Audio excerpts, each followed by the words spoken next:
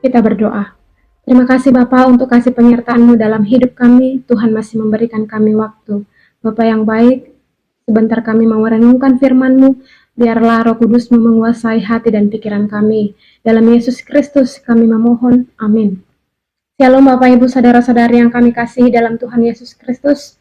Firman Tuhan yang renungan dan penguatan kita untuk melanjutkan aktivitas kita pada hari ini diambil dari Kitab Wahyu pasal 21 ayatnya yang keempat, demikian dituliskan. Dan ia akan menghapus segala air mata dari mata mereka, dan maut tidak akan ada lagi, tidak akan ada lagi perkabungan atau ratap tangis, atau duka cita, sebab segala sesuatu yang lama itu telah berlalu. Demikian firman Tuhan. Bapak, Ibu, Saudara-saudari yang kami kasih dalam Tuhan Yesus Kristus, suatu realita, kepastian, yang pahit dalam kehidupan manusia adalah kematian secara fisik maupun daging. Karena semua ada masanya. Dan demikianlah Tuhan menciptakan manusia, diberikan kesempatan untuk melakukan segala proses yang boleh terjadi kepadanya, dan pada akhirnya akan mengakhiri proses itu melalui kematiannya secara daging, dan rohnya akan kembali kepada Sang Pencipta. Realita yang pasti yang juga akan terjadi dalam kehidupan manusia ialah bahwa manusia itu tidak lepas dari masalah ataupun pergumulan yang sewaktu-waktu membuat manusia ataupun kita akan mencucurkan air mata sebagai tanda kesedihan, sebagai tanda rasa sakit, sebagai tanda kepedihan atas yang terjadi, kepedihan atas perpisahan, kesedihan atas pergumulan, kegagalan, kekosongan diri, dan lain sebagainya. Bapak Ibu yang kami kasih dalam Tuhan Yesus Kristus, semua dan setiap orang pasti akan mengalaminya, akan merasakannya. Tidak terlepas dari dia mengakui Tuhan sebagai Allahnya, dan orang yang bahkan mengakui Tuhan dalam hidupnya sekalipun pun, ia tetap akan mengalami kesusahan pergumulan. Karena seperti contoh yang diteladankan oleh Ayub, yaitu seorang tokoh Alkitab yang populer dengan kesalehannya, dia tetap mengalami pergumulan masalah walaupun dalam sepanjang hidupnya dia beriman dan mengandalkan Tuhan dalam hidupnya.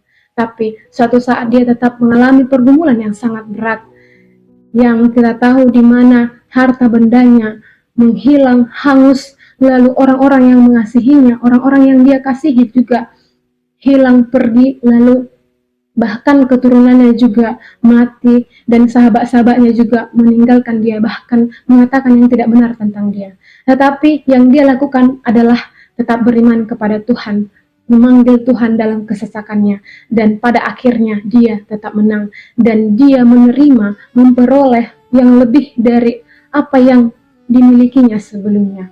Bapak Ibu yang kami kasihi dalam Tuhan Yesus Kristus, nats firman Tuhan hari ini dari Wahyu 21 ayat 4 ini merupakan suatu wahyu yang diberikan Allah kepada Yohanes di Pulau Patmos, yang menyingkapkan bagaimana gambaran kerajaan surga yang pada saat itu diistilahkan dengan Yerusalem yang baru, di mana di dalam Yerusalem yang baru yang akan diterima dan diperoleh manusia, orang-orang percaya, di sana tidak ada lagi ratapan, tidak ada lagi duka cita, tidak ada lagi air mata, tidak ada lagi kepedihan.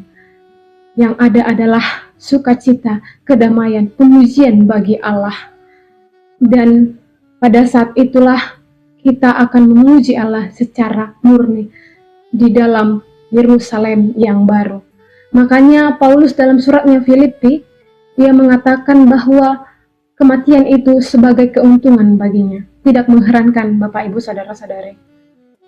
Dan untuk itu Bapak Ibu Saudara-saudari yang kami kasih dalam Tuhan Yesus Kristus, penyingkapan yang diberikan Allah kepada Yohanes ini menjadi kabar sukacita bagi kita, menjadi penghiburan dan penguatan bagi kita di tengah kehidupan yang masih boleh harus kita jalani, harus kita lanjutkan dalam dunia ini.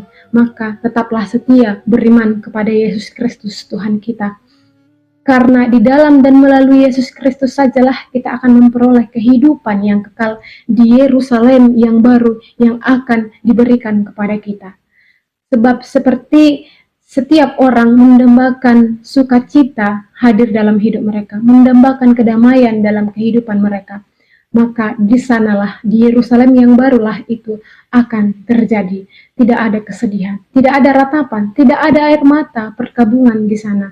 Sebab kita semua manusia sudah bertemu dengan Allah, Sang Penghibur yang agung, Tuhan kehidupan yang agung bagi kita.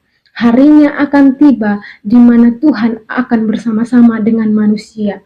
Kita akan menjadi umatnya dan Dia akan menjadi Tuhan kita.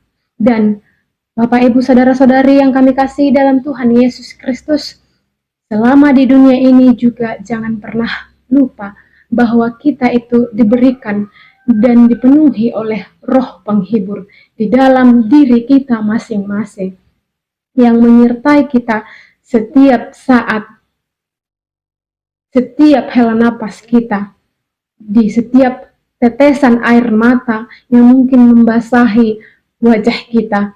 Tuhan Yesus datang untuk menyembuhkan setiap orang yang patah hati, membebaskan yang tertawan, dan Roh Kudus-Nya mengerti, mengetahui, Dia mengasihi, dan Dia peduli pada kita masing-masing.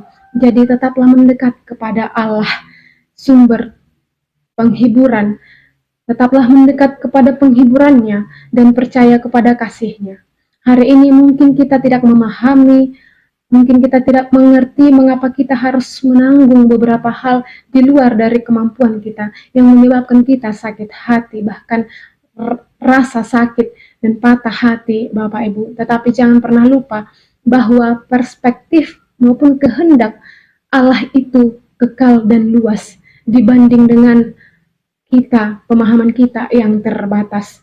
Untuk itu Tuhan adalah pertolongan kita saat ini di dalam kesesakan kita hari ini, dan Tuhan juga akan menolong kita di hari-hari esok. Dia akan menghapus air mata dari semua mata kita. Amin. Kita berdoa. Ya Bapa yang baik, terima kasih untuk firman-Mu yang menyapa kami di hari ini.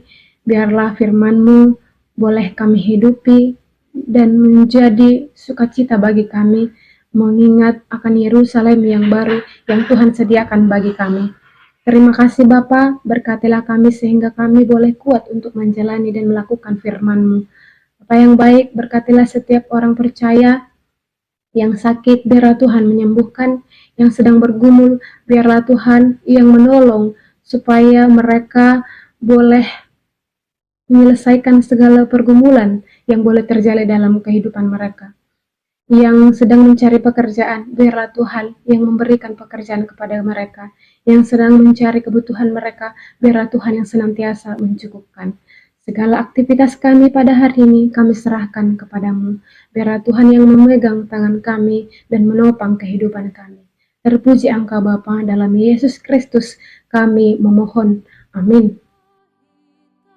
Jadi Bapak Ibu, ini adalah renungan saya yang terakhir di HKBP Pringsewu dan HKBP Kisting, karena pada hari ini saya akan berangkat ke tempat pelayanan yang baru di tempat yang lain. Kiranya setiap renungan, pelayanan firman yang boleh kami sampaikan selama ini boleh menjadi menambah semangat dan sukacita Bapak Ibu, saudara-saudari sekalian dimanapun berada, dan setiap firman boleh menjadi peneguhan iman dalam kehidupan kita, makin beriman kepada Tuhan Yesus Kristus, dan boleh nama Tuhan Yesus Kristus semakin dimuliakan. Kiranya kita boleh berjumpa di hari-hari yang akan datang, jika Tuhan menghendaki. Terima kasih Bapak Ibu, selamat menjalani aktivitasnya, tetap semangat. Salam sehat dari kami, kasih Kristus menyertai. Shalom.